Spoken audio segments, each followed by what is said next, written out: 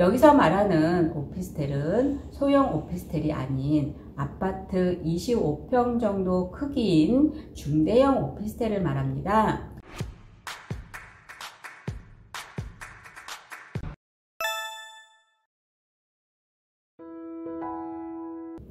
안녕하세요. 루안센트럴TV 한명화입니다.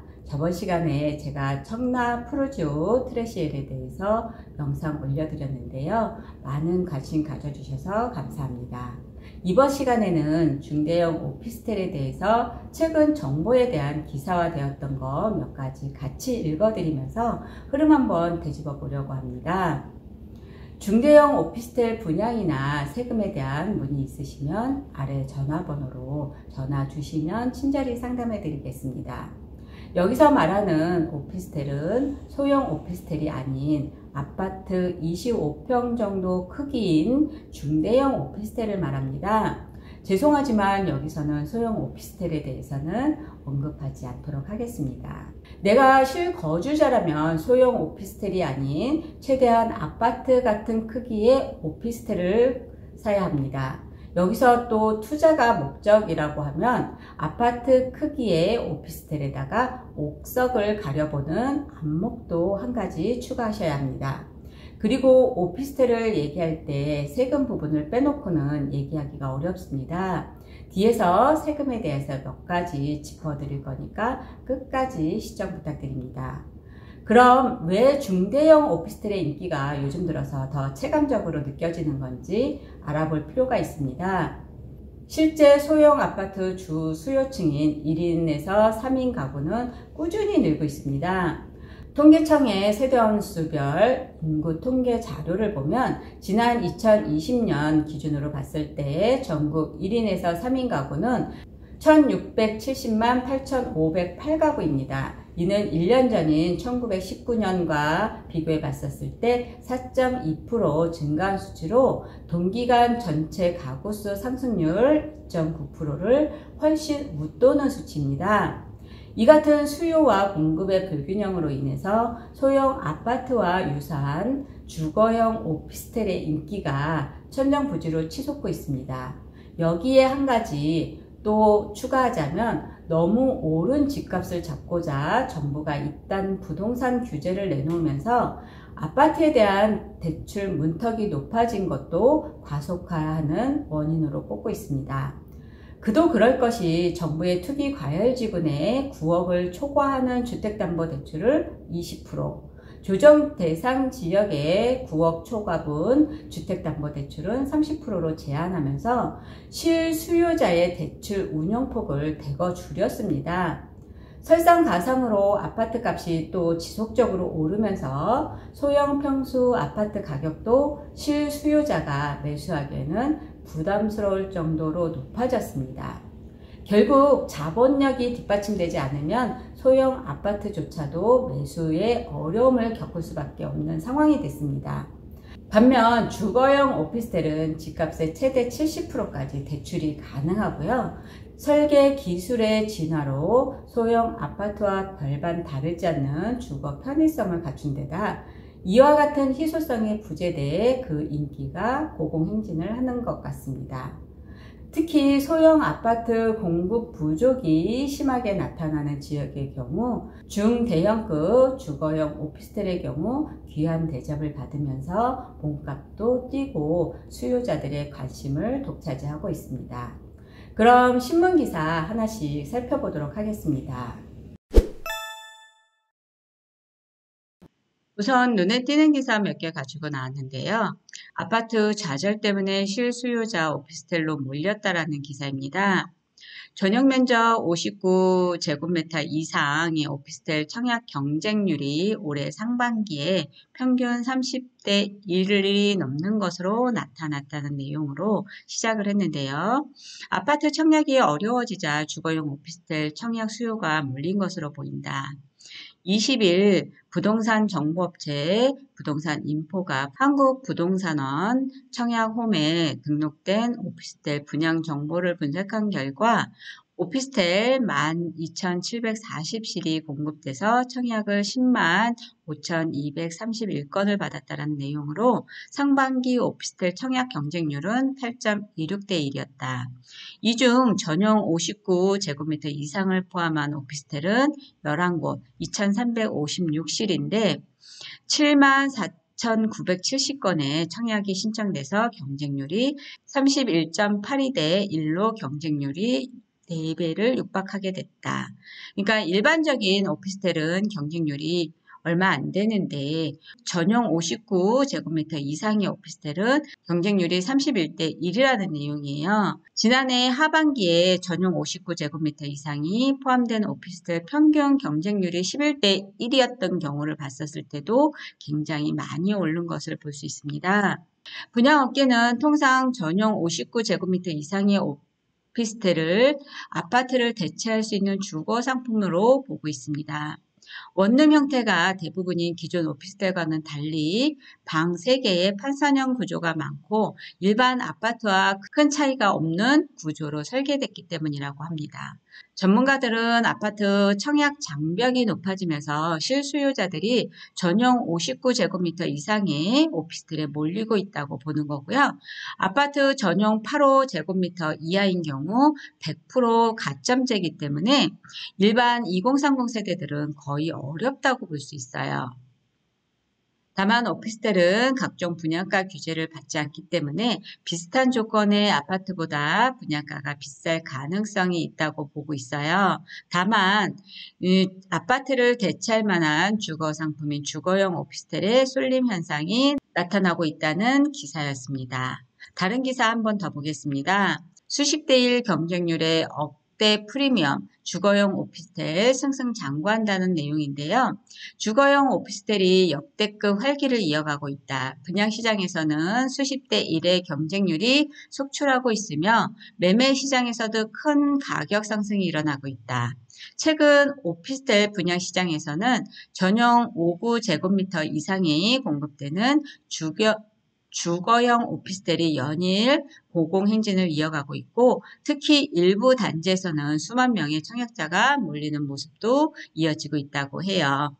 성남시 고등지구에 분양한 판교 벨리자이 같은 경우는 199실 모집에 12,880건의 청약이 접수돼서 평균 64.7대 1의 경쟁이 있었고 동탄 이신도시 동탄역 디에스트로 포스티지 323실 모집에 무려 26,083가구가 접수가 됐다고 합니다. 그래서 평균 82.9대 1의 경쟁률을 기록했다고 합니다. 매매 시장에서도 상승세는 꾸준히 높아지고 있는데 높아진 관심의 일부 단지는 억대의 웃돈이 형성돼 거래가 되고 있는 모습을 보이고 있을 정도라고 합니다. 지방에서도 억대 프리미엄 사례는 곳곳에서 확인되고 있는데 특히 해운대구 우동에 자리 잡고 있는 센텀 스퀘어 주거용 오피스텔 같은 경우는 지난 5월 전용 면적 84 타입이 7억 2천만 원에 거래돼서 6개월 전인 11월 거래 4억 5천만 원대에 비해서 3억 원가량의 가격 상승이 이루어진 것으로 조사가 됐다고 합니다. 인천광역시에서도 삼국토지신탁과 대우건설이 8월 인천시 서구 경서 3구역 도시개발 지역에 들어서는 청라 프루지오 트레시에를 분양할 예정인데 지하 4층, 지상 49층, 6개 동 전용 면적 83제곱미터, 총 1,522실 규모의 초고층 브랜드 대단지가 조성될 거라고 기사화됐습니다. 청라 생활권역에 조성돼 청라국제 도시의 인프라를 이용을 할 수 있는 장점이 있습니다. 인천시에서는 포스코 건설이 송도국제도시의 송도센텀5도 분양한다고 합니다. 지하 5층, 지상 최고 39층, 2개 동 규모로 더샵 송도센텀5 오피스텔 전용이 61에서 126제곱미터 387실과 송도센텀5 라이브 오피스 1620실, 송도 센텀5 스트리트몰 198실 함께 구성이 되어 있다고 합니다. 이 밖에도 경기도 의정부시의 부성종합건설과 대우산업개발이 의정부시 일대에 2안 더 메트로를 공급할 예정이고요. 오피스텔 전용 83에서 84 20실과 아파트 전용 67에서 69제곱미터 170가구 함께 구성되는 단지라고 합니다. 아파트보다 더 오른 주거용 오피스텔, 역의 투자자까지 몰려서 경쟁률도 가파른 상승세라는 기사인데요.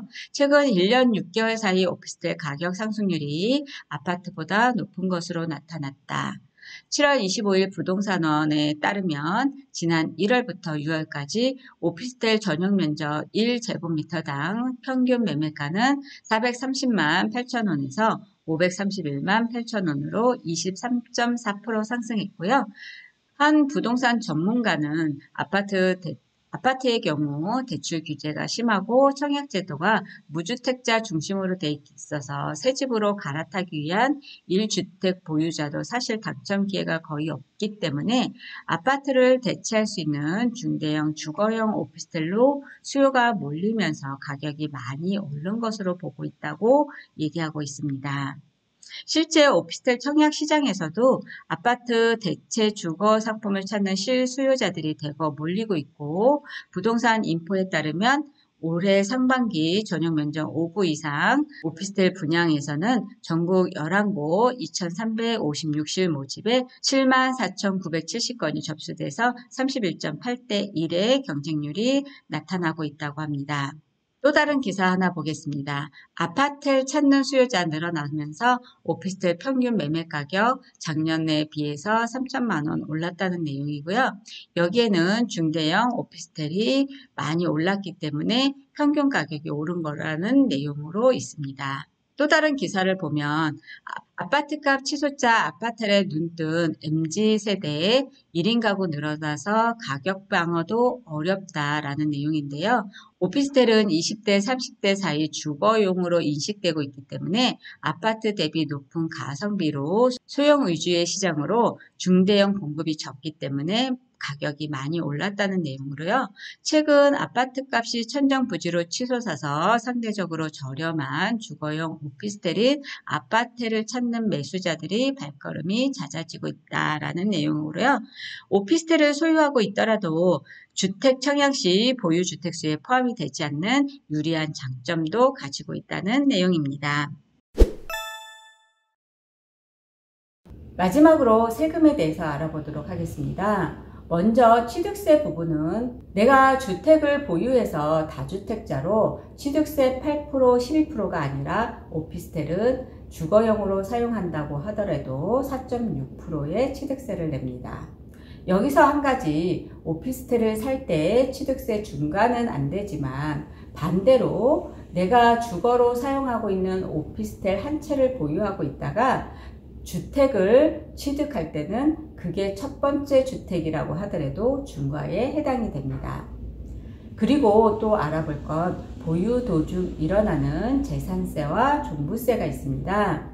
오피스텔의 재산세는 주택분 재산세와 상가분 재산세 두 가지로 낼 수 있습니다. 부과 여부는 재산세의 유형에 따라서 갈라지는데 오피스텔은 공부상 근린생활시설로 구분되어 있기 때문에 상가분 재산세를 부과하게 됩니다. 주거용으로 오피스텔을 사용하고 있더라도 재산세는 공부상의 목적에 따라서 세금을 부과하게 되므로 주택분 재산세를 내지 않는 오피스텔은 종부세에서 제외된다고 볼 수 있습니다.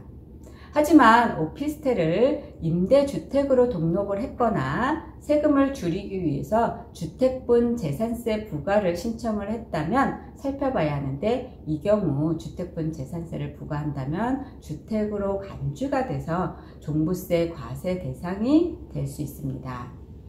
양도세 부분은 양도세를 부과할 때는 실질 과세이므로 취득세를 어떻게 냈는지 재산세를 어떻게 냈는지는 중요하지 않습니다.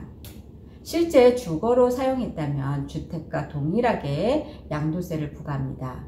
주거용으로 사용하는 오피스텔의 소유자가 주택을 매도하신다면 양도세 중과에 해당이 됩니다. 그러므로 반드시 오피스텔을 먼저 매도하셔야 하고 2년 후 양도 차익에 따라서 일반 가세를 낸다고 생각하셔야 됩니다. 여기서 주택수에 따라서 중과도 될 수 있고 실거주 요건에 따라서 비과세도 가능합니다. 또 오피스텔에 거주하는 세입자를 내보내고 사무실이나 접객시설 등으로 용도를 전환해서 매도할 때는 중과를 피할 수 있습니다. 여기서 많은 분들이 질문하는 것 중에 하나가 그럼 공실로 만들어 놓고 매도 시에는 어떻게 되는지를 질문하시는데요. 예규에는 세입자가 있었을 때 무엇으로 썼는지에 따라서 다르다고 합니다. 앞에서 말씀드린 대로 비과세도 받을 수 있고 중과도 피할 수 있는 방법이 있습니다. 하지만 2년 후 주택수에 따라서 중과는 되겠지만 양도 차익에 따라서 일반 가세를 낸다고 마음 먹으시는 게 제일 편한 생각입니다. 가점이 낮은 2030 세대들에게 어렵고 비싼 아파트보다 훨씬 접근하기 쉬운 아파트는 실거주하실 거기 때문에 오피스텔이라고 해도 비과세도 가능하므로 또 다른 매력이 있다고 볼 수 있습니다. 이렇듯 중대형 오피스텔을 실거주든 투자 목적이든 하시려면 몇 가지만 지켜서 매수하신다면 차질이 없으실 것 같습니다. 일단 최대한 아파트와 비슷한 평형대, 적어도 84 타입으로 방 3개, 화장실 2개면 훨씬 좋습니다. 여기서 세대수가 많아서 대단지라면 더할 나위 없이 좋다고 볼 수 있습니다. 이상으로 요즘 용어로 말하는 중대형 오피스텔, 아파트에 대해서 신문기사 몇 개를 살펴보고 간략하게 세금에 대해서 알아보았습니다. 도움이 되셨다면 좋아요와 구독하기 부탁드립니다. 제가 지역발전과 홍보 영상을 올리는데 많은 도움이 됩니다. 다음 시간에는 더 알찬 내용으로 영상 올려드릴 것을 약속드리고 이상으로 루원센트럴TV 한명하였습니다. 감사합니다.